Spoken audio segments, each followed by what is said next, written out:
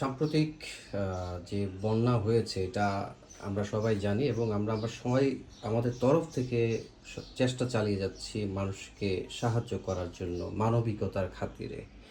সেই মানবিকতার খাতিরে যে যার পক্ষ থেকে ব্যক্তিগতভাবে পারছি, দলীয়গতভাবে পারছি, সামাজিক, রাজনৈতিক সব জায়গায় আমরা সবাই এগিয়ে এসেছি। এত কিছুর মাঝেও কিন্তু আমাদের অনেক ভাই বোনেরা আছেন যারা এটার মধ্যে ফায়দা লুটে নেওয়ার চেষ্টা করছেন। হচ্ছে যে নর্মালি যে প্রাইসগুলো থাকে এখন ডিমান্ড হওয়ার কারণে, সাপ্লাই কমে যাওয়ার কারণে তাদের প্রাইসটাও কিন্তু তারা হাইক করছে।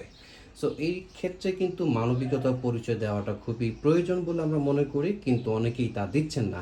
গতকালকে দেখলাম একজন ভিক্ষুক তার ভিক্ষার প্লেট থেকে সেখানে সাহায্য করছেন, রিক্সাওয়ালা তার রিক্সা ভাড়া পুরোটাকে দিয়ে দিচ্ছেন, ছোট বাচ্চারা তাদের স্কুলের টিফিনের টাকা জমিয়ে দিচ্ছেন।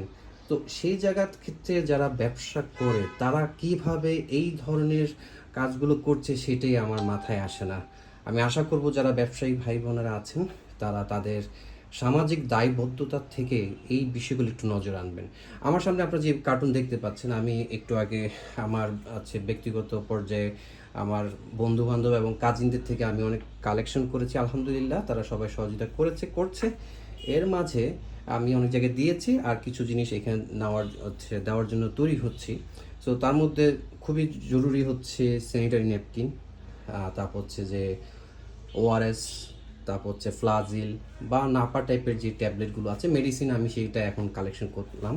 সো নর্মালি আমি যে দোকান থেকে সবসময় ফার্মাসিস্ট থেকে আমরা আমাদের ফ্যামিলির বা আমার পার্সোনাল যে জিনিসগুলো নেই সেখান থেকে তা নিলাম, কারণ হচ্ছে যে বাইরে গিয়ে পাইকারি নেওয়া অনেকটা ঝামেলা, সব জায়গায় পাওয়া যাবে না, হয়তো বা পাশের দোকান থেকে নিলে দামটা কিছু বেশি হলেও পাওয়া যাচ্ছে, তাই সেখান থেকে নিলাম।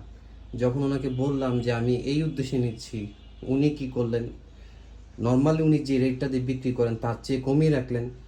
তারপর হলো টোটাল যে বিল আসছে সেখান থেকেও কিন্তু উনি একটা সাবসিডি করে দিলেন, অনার করলেন, বলে ভাই আপনারা কাজ করছেন, আপনারা কন্ট্রিবিউশন করছেন, আমার তরফ থেকে না হয় আমি আরও কিছু কন্ট্রিবিউট করলাম আপনাদেরকে একটু দামটা কমিয়ে রেখে, আমি খুব একটা বেশি প্রফিট করিনি। হ্যাঁ, আমার কথা হচ্ছে প্রফিট আপনারা করবেন অবশ্যই, কিন্তু সেইটা হচ্ছে যে মিনিমাম পর্যায়ে আপনি প্রফিট করতে পারেন, কিন্তু যেটা রেগুলার প্রাইস চলে তার থেকে অনেক গুণ বাড়িয়ে দিয়ে যারা এখন বিক্রি করছেন যে কোনো সামগ্রী, তাদের বিবেক নিয়ে আমাদের প্রশ্ন থেকে যায়। আশা করি সবাই এই ধরনের কাজগুলো থেকে বিরত থাকবেন।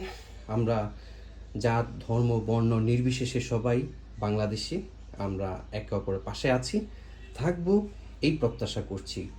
সুন্দর আগামী বিনির্মাণ করব, আমরা সেটাই প্রত্যাশা করি। সবাই যার যার জায়গা থেকে এগিয়ে আসেন, আমরা সেটাই প্রত্যাশা করছি।